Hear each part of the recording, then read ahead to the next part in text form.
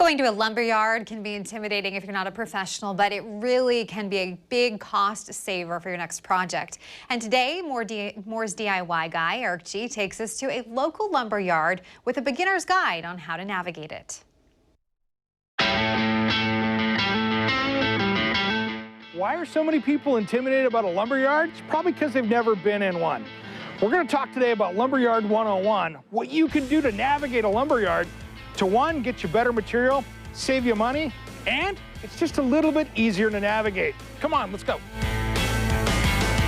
One of the things I love about a good old-fashioned lumberyard is the material's not as picked over as many home centers. Absolutely. For instance, I'll walk into a home center and no shade thrown upon them, but everybody that's gone into that building has tended to go through and pick over every piece. So the first 10% of that lumber bunk has already been, all the great lumber's been taken out of there. Where when you go into a lumberyard, it's usually a little bit better material, and it's been just taken off as you go. You know, and if it sits in a warm warehouse and people are sorting through it and flipping through them, they're kind of laid like pickup sticks, that's how they're going to dry. That's where you're going to get crooked lumber. We honestly take them pretty much straight off the top. We see something, we'll cull it, but, you know, we tell people you need 40, 2x8 joists. If you got one or two bad ones, we're going to take care of you.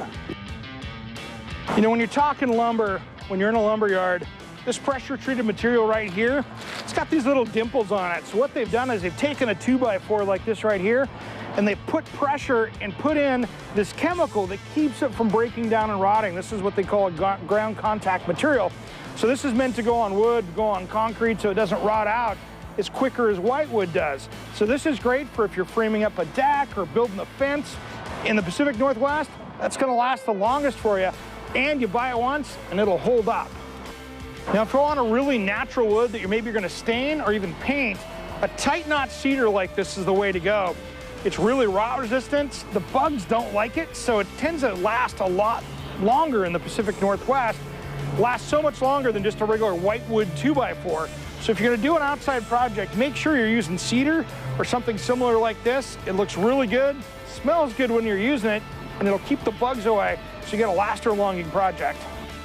Now when it comes to decking that you don't wanna maintain, these composite deck boards are the way to go. That's what I've been using at my house. Works out really well. You can get 20, 30, 50 years out of these deck boards as far as a warranty, depending on which brand and what make you go with.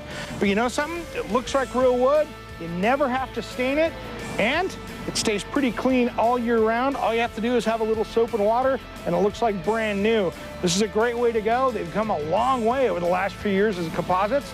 You can spill barbecue grease or anything else on it, wipes back up. This type of new decking is a way to go if you want something that's maintenance-free. It looks beautiful too. All right, thanks so much, Eric. Well, you can catch Eric G's Around the House radio show from noon to 2 p.m. each Saturday on 860 The Answer. And he has a new partner on the show now. Healthy home expert Carolyn B. also joins him.